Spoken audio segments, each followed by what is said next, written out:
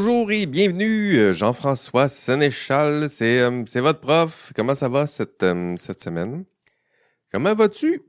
Comment vas-tu, toi? Maintenant, on commence à se connaître. Écoute, on se parle à chaque semaine. Donc, je vais te tutoyer cette semaine parce qu'on va parler de toi cette semaine. Donc, bienvenue à ton cours d'éthique, à ton podcast. Bienvenue à notre rendez-vous hebdomadaire. On regarde ensemble les principaux thèmes du module cette semaine. Ça va être le module 9. Et on va regarder aussi les quelques tâches que tu as à faire cette semaine parce que c'est pas fini ce cours-là. Ça achève, module 9, mais il en reste encore quelques-uns devant.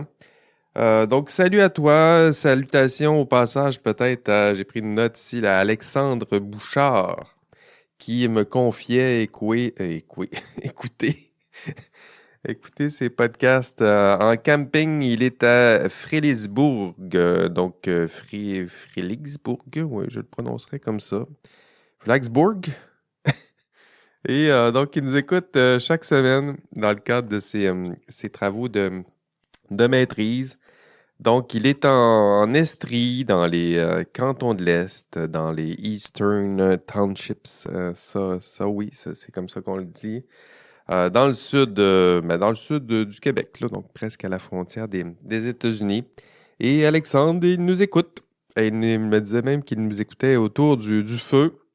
Moi, je préfère les histoires d'horreur autour du feu. J'en avais une belle lors des derniers modules avec l'histoire d'Édipe. Mais cette semaine, j'en aurai quelques-unes, là, des histoires d'horreur. On va parler du conflit d'intérêts, là. Il y en a quelques-unes.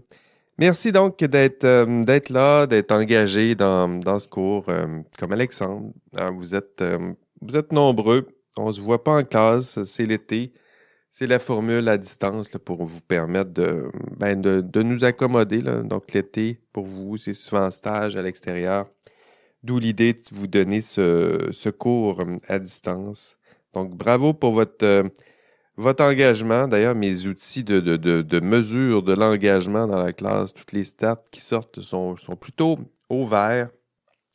Donc, bravo, c'est à distance. Ça se fait comme ça. C'est l'été, mais malgré tout, là, vous êtes engagé. D'ailleurs, au passage, j'aimerais mentionner, donc il y en a plusieurs je les mentionnerai pas tout de suite, là, mais il y en a plusieurs là, qui sont tout en haut là, de mes tableaux de meneur de mon système de trophées, badges et récompenses.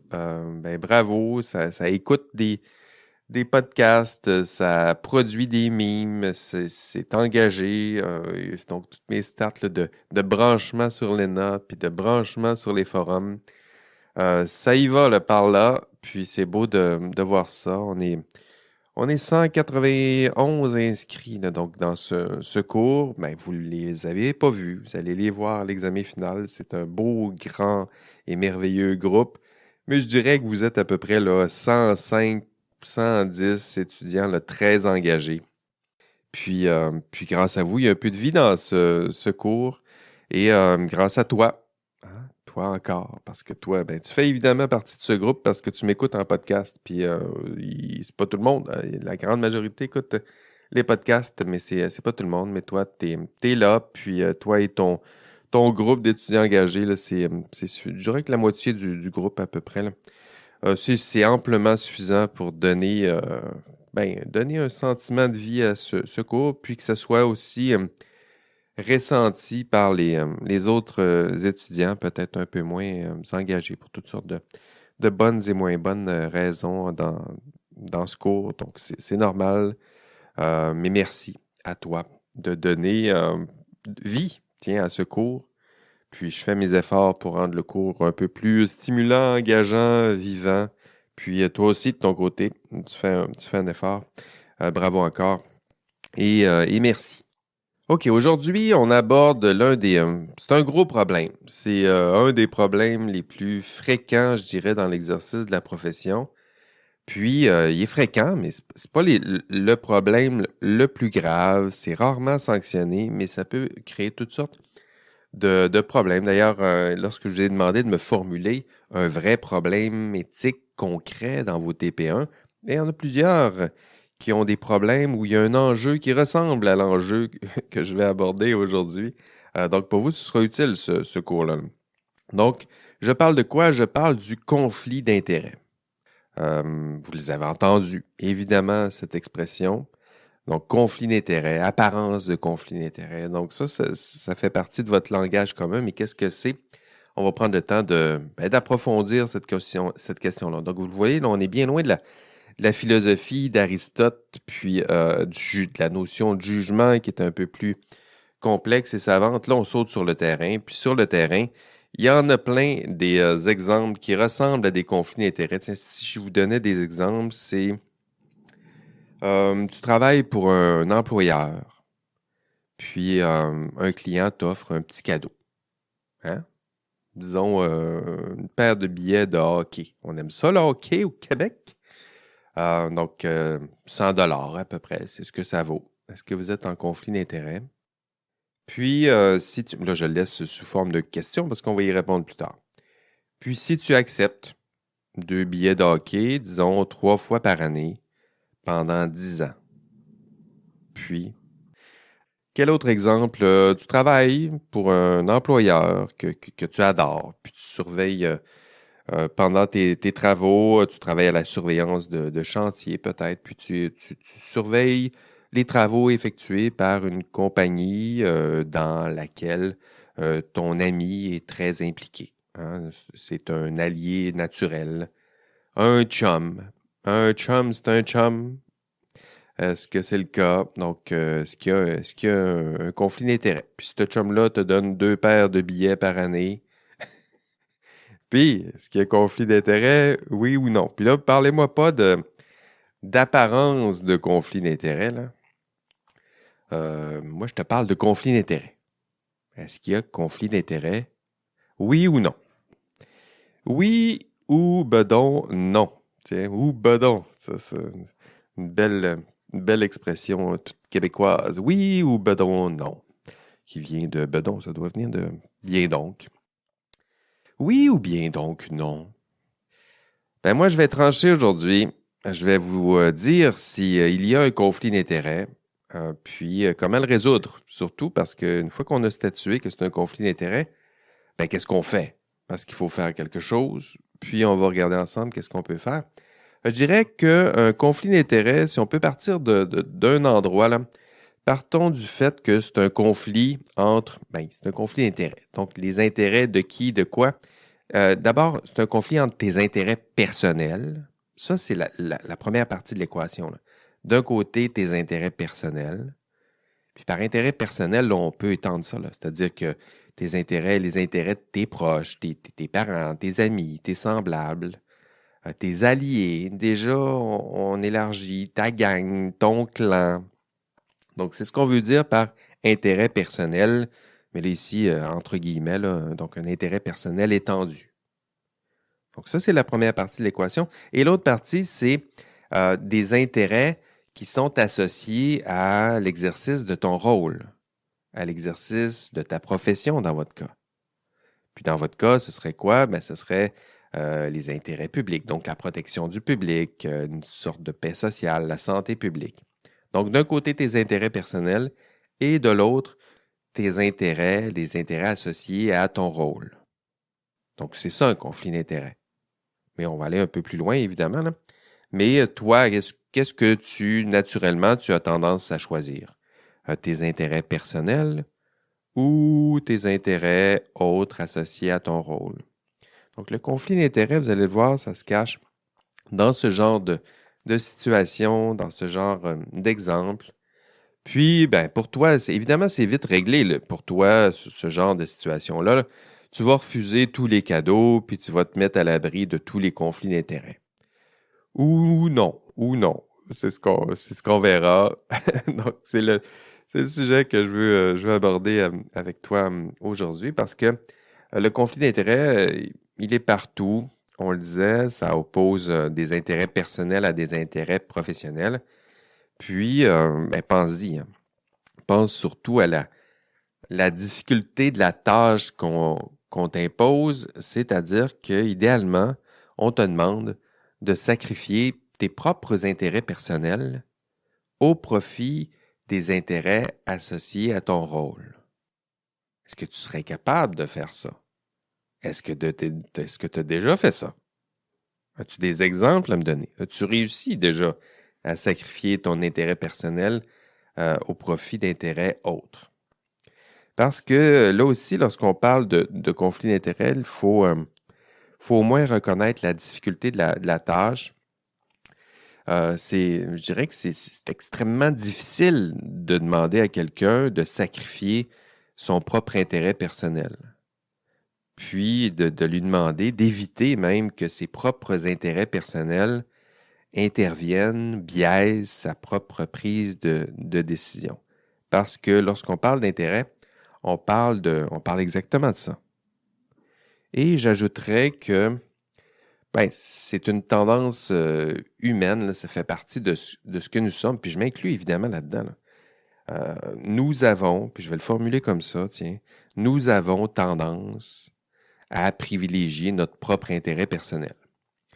Nos avantages, qu'est-ce qui peut rentrer là-dedans? Nos privilèges, puis ceux de nos proches, ceux de nos amis, ceux de notre famille, notre clan. Ça fait partie de ce que nous sommes là, en tant qu'humains. Là. Donc, si vous voulez des exemples de la culture populaire, prenez les Stark. Hein, dans Game of Thrones, en voici un. Là. Un beau clan, une belle meute de loups qui se tiennent, qui se défendent contre tout le monde et qui protègent leur groupe. Quel autre exemple? Les X-Men. Les X-Men, c'est ça, hein, défendre ses proches contre les autres, défendre ses semblables. Qui est un semblable? Il y a peut-être des questions plus profondes qui se posent comme ça. Qui fera partie de la famille? Ça aussi, ça fait partie. Mais je dirais que notre tendance humaine, là, c'est peut-être pour ça qu'on reste émotif. Là. On est touché par des histoires de la sorte, là, où une famille, un groupe se tient, se défend. D'ailleurs, on a des histoires qui ressemblent à ça là, dans la culture populaire. Les histoires de mafieux, c'est souvent autour de ça. Là. Les Sopranos, les Corleone, quoi d'autre? Walter White dans Breaking Bad, c'est ça. Là, c'est des personnes qui défendent leur groupe. Un groupe plus ou moins défendu, plus ou moins déterminé, dont les frontières peuvent s'agrandir, s'assouplir, se restreindre progressivement. Mais c'est ça là, qui nous touche dans tout ça. L'idée de défendre ses propres intérêts, défendre son groupe, défendre sa famille, c'est humain. C'est moi, mais moi étendu. Dimanche d'ailleurs, j'écoutais avec les membres de ma famille. On écoute ça. Alors là, on a fait un peu de rattrapage. On avait pris du retard sur Last of Us. Peut-être avez-vous écouté cette série-là, Last of Us. Tiens, il y en a peut-être qui ne m'écoutaient plus. Puis là, j'ai pensé à Last of Us. Ah oui, j'écoute ça, j'ai écouté ça. J'ai joué à ça. Vraiment intéressant, comme une belle adaptation du jeu vidéo. C'est sur HBO, là, sur Crave au Canada. Puis, peut-être que vous ne l'avez pas, mais en même temps, ça fait partie des... bon, désolé, si vous avez juste Netflix, là, mais éventuellement, vous aurez l'occasion de l'écouter. Sinon, peut-être avez-vous eu l'occasion de jouer au jeu. Vraiment de très beaux jeux, puis une très belle série. Puis je vais éviter les spoilers. Mais le jeu, comme la série, moi, je suis comme ça. J'écoute la télé, puis là, je me mets à réfléchir sur le contenu de mon cours. Puis, je trouve des exemples comme ça parce que le jeu comme la série, ça pose la même question, je dirais. Donc, tu dois survivre. Tu dois protéger cette jeune fille qui est ton allié, ton ami, éventuellement être une sorte de fille adoptive. Là. Donc, c'est elle et lui là, qui deviennent la famille, puis qui se défendent, puis qui tentent de survivre. Puis la question, c'est plus philo-éthique, c'est combien de personnes devront mourir dans cette quête où on doit survivre. Parce que lorsqu'on joue au jeu, là, c'est sûr qu'il y a beaucoup de personnes là, qui vont partir. Là. On élimine, on tue tout ce qui bouge, je dirais, autour dans ce jeu-là, là. Humain ou non. Puis, on essaie de survivre. puis tu survis, puis tu tentes de protéger la jeune fille, puis tu tentes de protéger celles et ceux qui importent pour toi, puis le reste doivent s'écarter de notre chemin. Puis la question morale, c'est à quel moment ça cesse d'être justement moral, de privilégier à ce point son propre intérêt, à quel point ça devient fou de protéger celles et ceux qui font partie de notre clan. Il y avait ça aussi dans Walking Dead, peut-être que vous avez écouté, il y a ça dans d'autres jeux, Mass Effect. Cette tension-là, elle est là. Protéger son propre intérêt, puis sacrifier son intérêt au profit de quelque chose de plus grand. Ça revient souvent, cette question-là. Puis parler de ça, c'est parler du conflit d'intérêts. C'est notre thème du jour. C'est ce qui nous touche dans ces histoires. C'est ces histoires-là que je voulais que vous ayez en tête pour aborder un thème un peu plus austère lorsqu'on le place dans l'exercice de la profession, mais je dirais que l'attention est les mêmes, sont les mêmes plutôt, parce que pour vous, votre ordre professionnel, tiens, j'espère que je ne vous l'apprends pas, votre ordre professionnel, il vous demande le contraire. Il vous demande, en fait, le contraire, ça dépend, il vous demande de sacrifier. Lui, il vous le demande en tout cas. Mon petit ami, tu vas sacrifier tes intérêts personnels au profit de l'intérêt public. Hein? Protéger le public, c'est ce que ça veut dire. On dit protéger le public, mais protéger le public, c'est facile. On a juste à protéger le public. Non, c'est compliqué de protéger le public parce que là, ici, on le voit, parfois, ça se fait au sacrifice de son propre intérêt personnel. Est-ce que tu vas être capable de faire ce geste courageux et difficile tout le temps, toujours et pour toujours? On appelle ça le désintéressement. C'est le terme utilisé souvent par les ordres professionnels. C'est ce que ça veut dire. On ne veut pas dire que votre ordre professionnel ne doit plus vous intéresser. Au contraire. Mais désintéressement, c'est ce que ça veut dire. C'est de mettre de côté, mettre en second ses intérêts personnels au profit de l'intérêt public. Ton ordre, il te demande ce geste difficile, noble, évidemment, mais extrêmement difficile. Puis on néglige souvent de reconnaître à quel point c'est difficile. Ton ordre te demande de sacrifier ton intérêt personnel au profit de l'intérêt public. C'est-à-dire choisir consciemment ou non, mais choisir en tout cas de te distancier de tes propres intérêts personnels, de poser chaque jour les gestes difficiles, courageux, je disais, pour t'assurer que ce sont toujours les intérêts du public qui sont privilégiés. Puis, es-tu capable de faire ça? Es-tu capable de poser ce genre de gestes, toi? C'est quand la dernière fois que tu as fait ce genre de sacrifice? Es-tu capable de le refaire, de le faire souvent? Puis, pour le reste de ta vie professionnelle. Mettre en second ton intérêt personnel. Pour choisir, choisir quoi? Ben, choisir la protection du public, mais d'autres choses. Je le disais, la paix sociale, la sécurité publique, la santé publique, ça dépend des professions, mais à chaque fois, en matière de conflit d'intérêts, on vous le rappelle, on a des idéaux plus grands que ton intérêt personnel, puis tu dois mettre ton intérêt personnel de côté. Tu dois mettre de côté tes tendances les plus humaines. Un geste surhumain. Surhumain. Donc, dépasser notre condition plutôt naturelle humaine. Un geste super héroïque, pour reprendre des thèmes du cours là, abordés dans quelques forums. Choisir l'intérêt public. Choisir le public. Puis se mettre de côté. C'est le grand sacrifice. C'est ce genre de rôle que tu auras à jouer dans le prochain Marvel. C'est le rôle du super-héros, celui qui meurt à la fin parce qu'il a sauvé le public. Bon, évidemment, là, ça va être à votre échelle. Là. On se calme.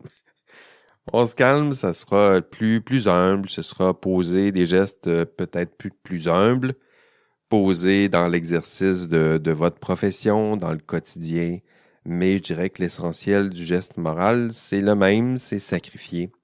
Te sacrifier, sacrifier ton intérêt personnel pour quelque chose de plus grand.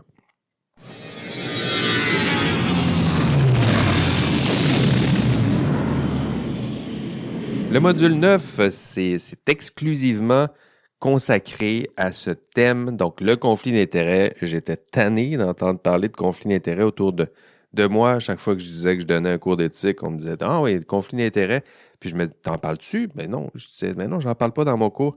Ben pourtant, c'est un gros problème. » Ah oui, c'est vrai, je devrais en parler. Puis depuis 10 ans maintenant, je pense que maintenant j'ai intégré ce thème-là, puis on prend le temps de l'approfondir, de le définir, puis de tenter de trouver des pistes de solutions. Parce que dans ce module, vous allez le voir, j'ai 2 objectifs.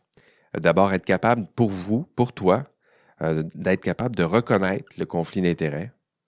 Donc, pour toi, là, à la fin de ce module, tu devrais être capable de le définir, de l'identifier, de reconnaître son existence, donc d'admettre son existence, mais d'être capable aussi de le reconnaître lorsque tu vas le rencontrer, lorsque tu vas le voir, fréquenté par d'autres collègues aussi. Je dirais que c'est peut-être la plus grande difficulté.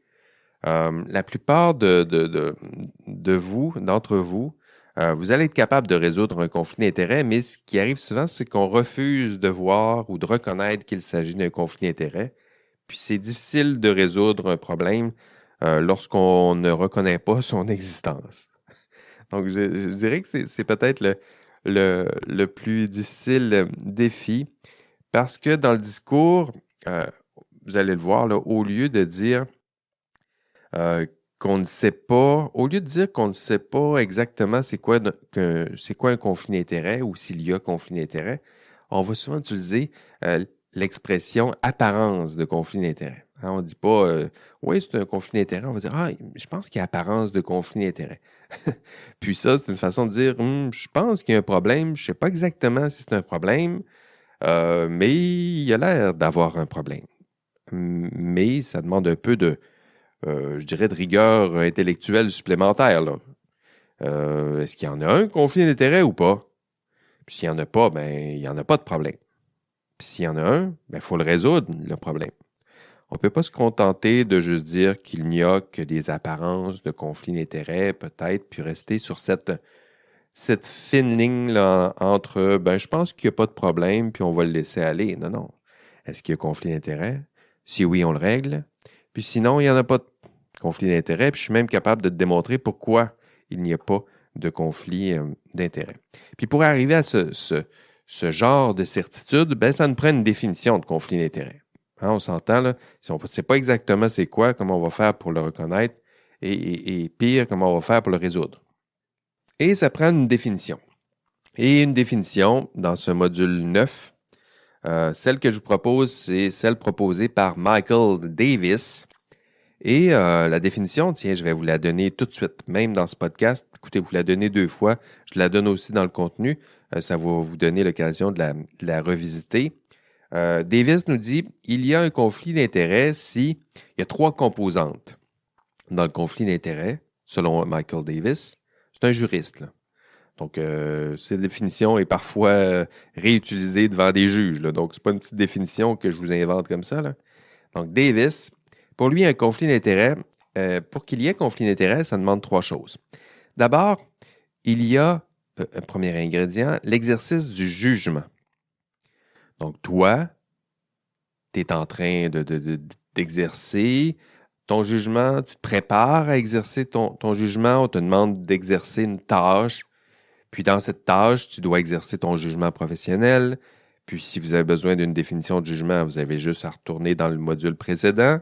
Hein? C'est une tâche délicate qui implique une prédication. Rappelez-vous, est-ce que c'est une chose? Est-ce que c'est vrai? Est-ce que c'est juste? Est-ce que c'est bon? Puis si dans l'exercice de votre profession, vous essayez de vous prononcer, est-ce que c'est vrai ce qu'il me dit? Est-ce que c'est vrai? Est-ce que c'est juste les chiffres que j'ai devant moi?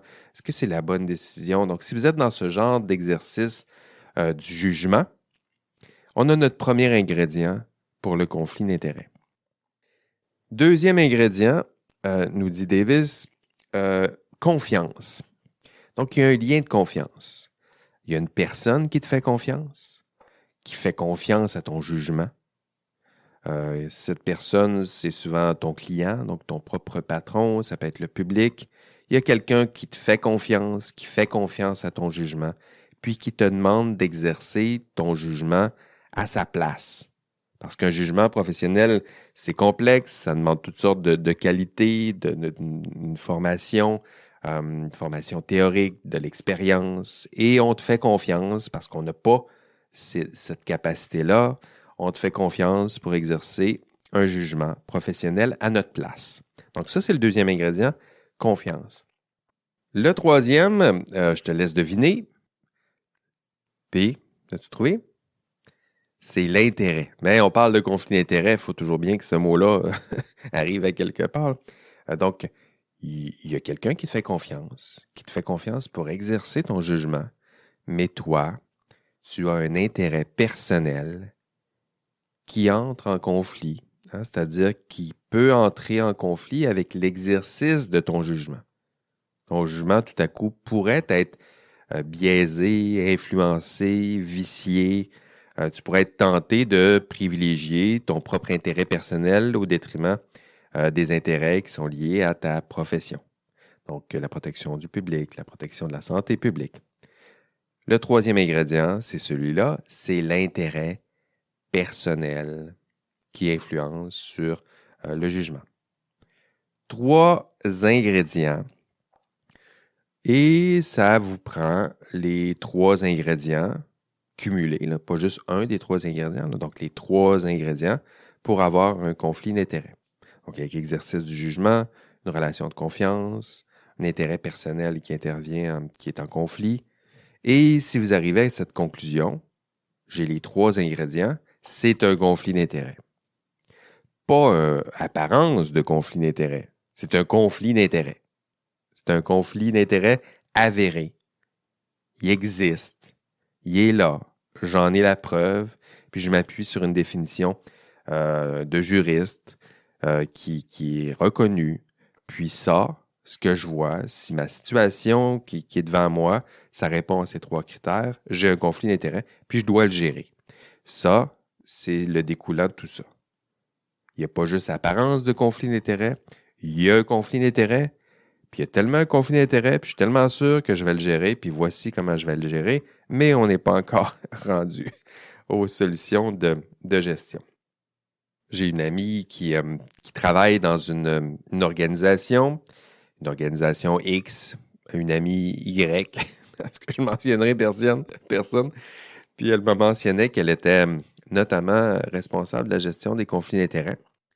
Puis on discutait de la procédure, puis elle me disait, les employés ils doivent déclarer leur conflit d'intérêts, donc ils doivent reconnaître qu'ils sont en conflit d'intérêts. Puis les formulaires de déclaration me sont transmis. Puis je me rappelle dans la discussion où je lui pose la question, puis qu'est-ce que vous faites avec les formulaires une fois qu'on vous les a remis? Est-ce qu'il y a d'autres pistes de solutions de gestion qui... Puis là, je me rappelle de voir son regard avec une espèce d'inquiétude. Le prof d'éthique me pose une question, j'ai pas de réponse. Est-ce que c'est suffisant de juste recevoir des formulaires de déclaration puis les mettre en ordre alphabétique? Est-ce qu'on doit pas faire quelque chose d'autre une fois que quelqu'un nous dit « Je pense que j'ai un problème », est-ce qu'on peut juste se permettre de documenter le fait que la personne me dit qu'elle a un problème, puis je mets sa déclaration dans un beau classeur? Donc, il faut faire d'autres choses. Il y a d'autres choses à faire. D'abord, reconnaître qu'il y a un conflit d'intérêts. C'est évidemment une très bonne chose. Si on a réussi à convaincre des personnes de déclarer leur conflit d'intérêts, bravo, ou leurs intérêts en conflit. C'est une autre façon de le dire. Mais il faut faire quelque chose pour gérer cette situation délicate. Et est-ce qu'on peut faire quelque chose? Évidemment, on peut faire plusieurs choses. Dans l'enregistrement de cours, j'explique plus longuement ces pistes de solutions. Vous allez voir qu'il y a des solutions qui sont préventives, préventive au sens où je peux poser ces gestes avant que je sois en train d'exercer mon jugement. Puis d'autres pistes de solutions, on va les appeler les solutions correctrices plutôt. C'est-à-dire que je suis devant le fait accompli, là, je suis en train d'exercer mon jugement, puis je me dis, boy, là, je pense que mon jugement pourrait être biaisé. Qu'est-ce que je peux faire? Il y a évidemment un conflit d'intérêts, je le vois, je le sais, comment on va faire pour le résoudre. Et on peut faire plusieurs choses. Parmi les pistes de solutions, tiens, je vais vous les donner déjà ici un peu résumées.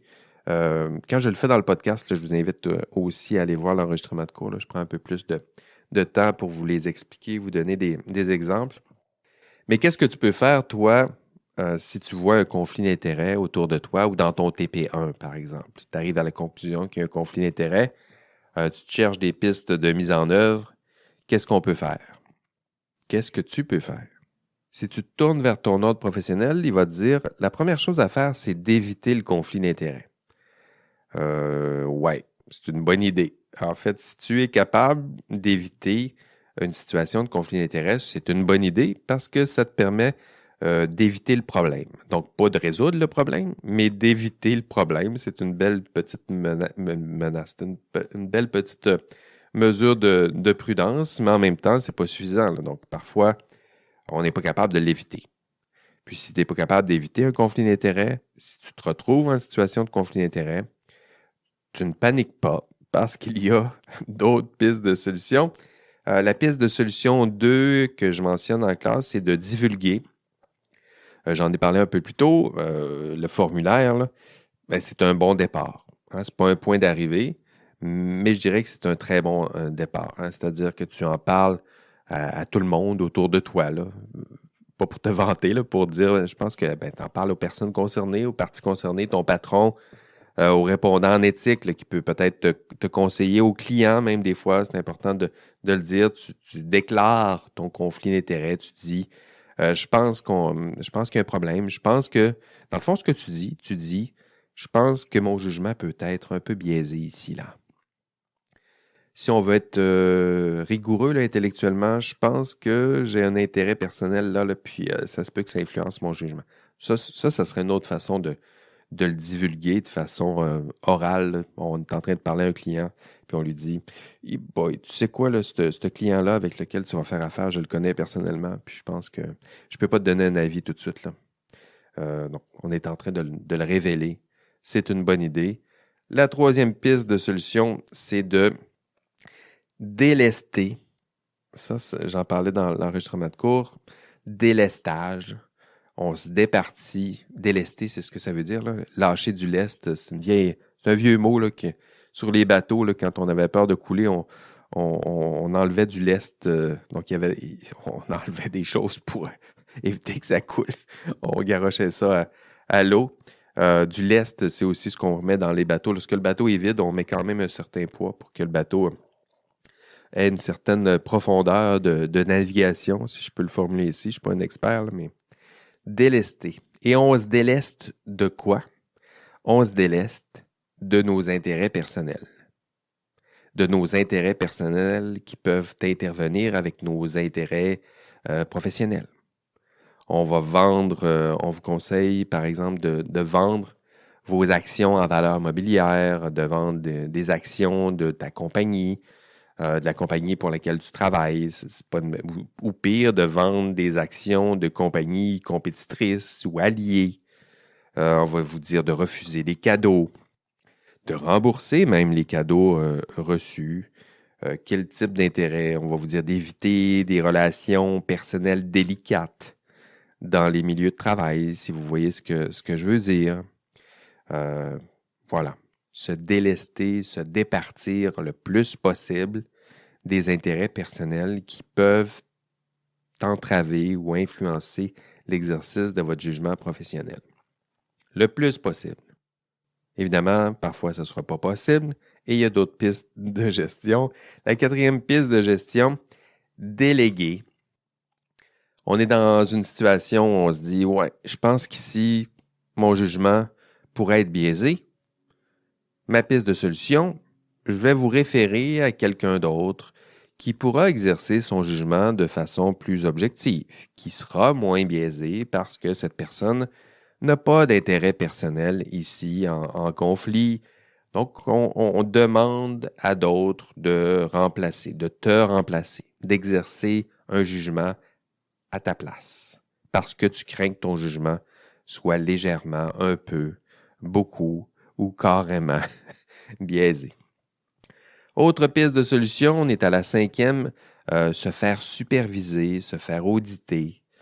Ça aussi, ça fait partie des mesures. Si tu penses que ton jugement est biaisé, puis il n'y a personne autour de toi pour valider ton jugement, on pourrait demander à un observateur externe, peut-être plus neutre, une personne pour laquelle tu travailles, qui n'a peut-être pas tes compétences professionnelles, mais qui pourrait observer ton processus décisionnel que tu crois un peu biaisé, puis qui peut valider que ton jugement est le bon, puis n'a pas été influencé démesurément par tes intérêts personnels, puis que t'as mis en place toutes sortes de mesures pour éviter que ton jugement soit biaisé. Donc, vous voyez, là, il y a plusieurs choses qu'on peut faire. Et si on ne fait ni l'une ni l'autre de ces pistes de solution, une autre piste de solution mentionnée dans la littérature pour gérer le conflit d'intérêts, on parle de sanctionner. Donc, sanctionner, vous le voyez ici, là, c'est parce que parfois c'est trop tard. Désolé, mais c'est trop tard. C'est-à-dire que tu t'es servi de tes fonctions, de ton rôle pour servir tes propres intérêts personnels. On t'a vu, on t'a pris, on a documenté ça parce qu'on t'a demandé d'exercer un jugement. Ton jugement était biaisé parce que tu avais un intérêt personnel qui était en jeu. Tu n'as rien fait, tu n'as rien dit, tu as même caché le fait que tes intérêts personnels étaient en jeu. Puis, il va y avoir des sanctions. Puis les sanctions, c'est congédiement, blâme si c'est de votre ordre professionnel. Si c'est un client qui a été trompé par un conflit d'intérêts, ben, il va demander d'être remboursé, une poursuite en dommages et intérêts. Puis si, parce que vous avez privilégié vos intérêts, vous avez tellement manqué de jugement que ça mène à des conséquences sur la santé et la sécurité publique, mais à ce moment-là, on se retrouve en droit criminel, prison. Voilà où ça peut mener et ça mène pourquoi? Pourquoi vous êtes retrouvé là? Parce que vous aviez un conflit d'intérêts, vous n'avez pas été en mesure de le reconnaître, ou vous l'avez reconnu, puis vous l'avez mal géré, sinon négligemment géré, sinon carrément pas géré, ou pire, vous l'avez caché et vous avez tenté de nous tromper. Et tout ça, ça s'appelle le conflit d'intérêts. C'est notre tendance à protéger nos intérêts personnels. Tes intérêts personnels, tu as tendance à les protéger, parfois au détriment d'autres intérêts, y compris les intérêts promus par ta profession. Rappelons-les, protection du public, paix sociale, santé, sécurité publique. Et maintenant, peut-être, tu vois la hauteur de la tâche. Je conclurai peut-être cette présentation en mentionnant que je sais qu'il y en a parfois qui écoutent le podcast qui ne sont pas nécessairement dans ce cours.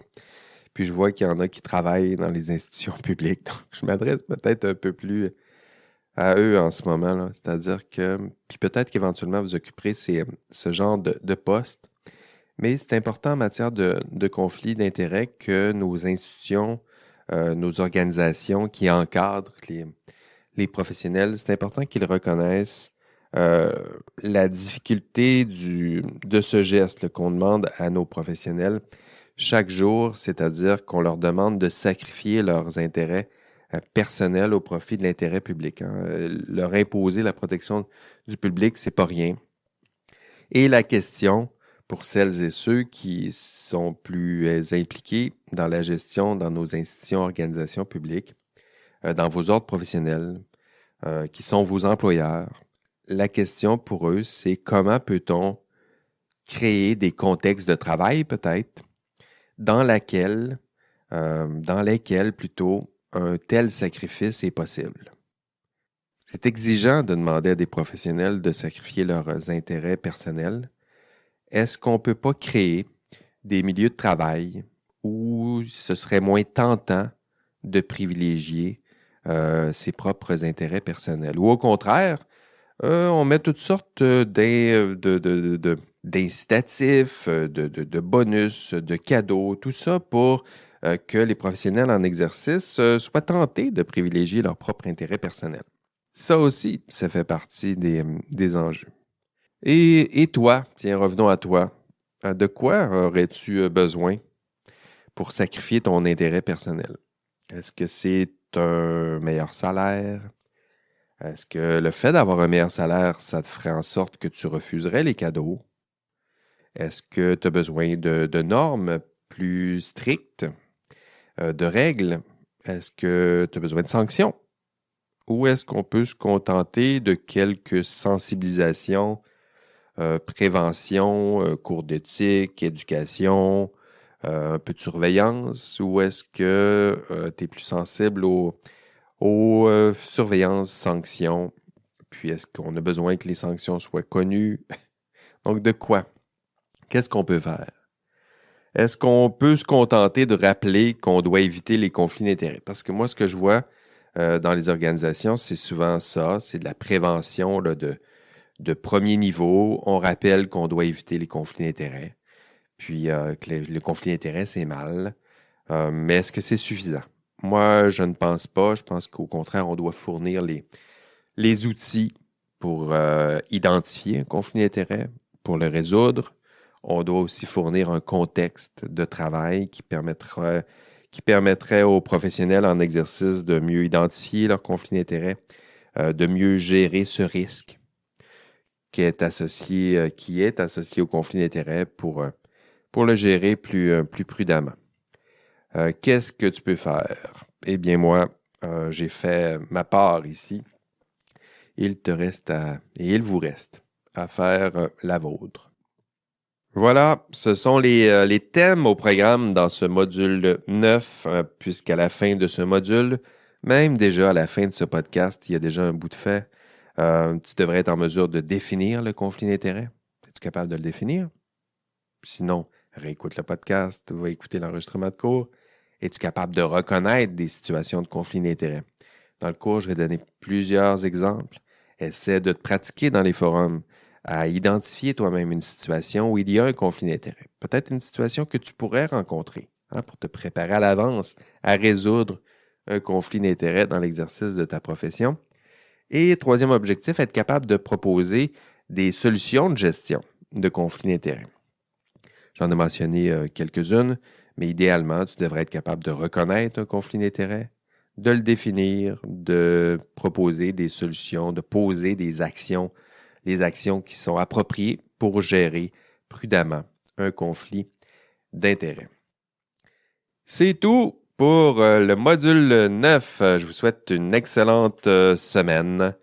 On ne lâche pas, c'est pas fini, mais ça achève. Plus que quelques semaines de travail aussi pour ce TP2. Rappelez-vous, ça s'en vient. Quelques week-ends, pas plus. Allez, encore une fois, si je peux vous aider d'une quelconque façon, notamment pour vos TP2, faites-moi signe. Faites-moi signe sur les forums, faites-moi signe par courriel lorsque ça demande ou exige un contexte plus personnel. C'est tout pour cette semaine. Au revoir. Prends soin de toi. Allez, bye bye. OK, l'indice cette semaine, si vous connaissez ma gymnastique de dons d'indices, vous savez un petit peu où je m'en vais. Là. Vous avez peut-être même deviné quel était l'indice cette semaine. 3 ingrédients dans la définition d'un conflit d'intérêts. C'est 3 ingrédients là, que je souhaite avoir comme indice de la semaine. Donc, l'indice de la semaine, jugement, confiance, intérêt personnel. Merci, bye bye.